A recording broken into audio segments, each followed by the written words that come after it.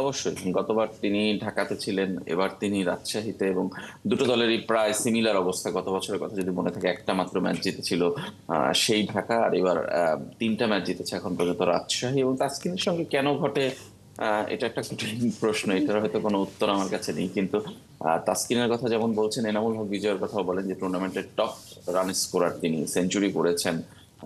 কিন্তু তিনি জাতীয় দলে যেমন উপেক্ষিত, ঠিক তেমনি ঘরোয়া ক্রিকেটেও তার দল সাফল্য পাচ্ছে না।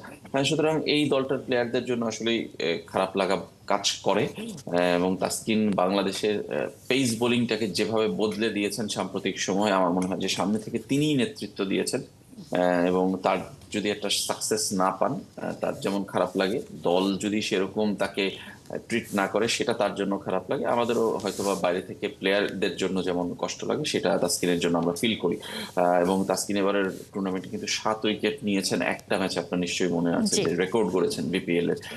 সব মিলে আসলে অবশ্যই তাসকিনের জন্য খারাপ লাগা লাগে। এবং এত কিছুর পরেও কিন্তু আপনি দেখছেন রাজশাহীকে কিন্তু আপনি এখনই বাদ দিয়ে দেওয়ার কথা বলবেন না। কারণ হলো যে দল, বলছিলাম যে দুটো ভাগ এই টুর্নামেন্টে, রংপুর এবং বরিশাল এত উপরে, এবং বাকি দলগুলো এমন জায়গায় যে তাদেরও কিন্তু সুযোগ আছে। এই যে মাত্র তিনটা ম্যাচ জিতেছে, তারপরেও কিন্তু অঙ্কের হিসাবে রাজশাহীর এখনো সুযোগ আছে।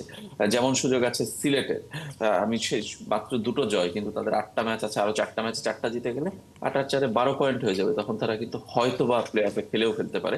ঠিক একই অবস্থা রাজশাহীরও, খুবই ছোট চান্স কিন্তু আছে। সুতরাং বিপিএলটা আসলে এত ব্যবধান, রেলিগেশনের সিস্টেম থাকলে আসলে অনেকগুলো দলই বাদ পড়ে যেত। কিন্তু তারপরেও আসলে শুধুমাত্র এই টুর্নামেন্ট ভিত্তিক দল বলেই আসলে তারা টিকে থাকে। এবং আমার মনে হয় যে এই শক্তির পার্থক্যটা আসলে কমানো উচিত প্রতি বছর যে বিপিএল গুলো হয় সেখানে।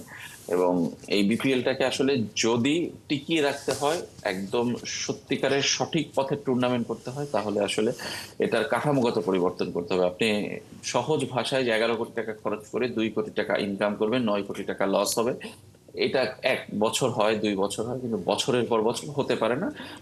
কোনো মালিকই, যত দানশীল মালিকই হোক, যত বড় লোকই হোক, তিনি এই টাকা পানিতে ফেলবেন না। মানে এটাই আমার কথা, এবং এই ফর্মুলায় এটাই হবে।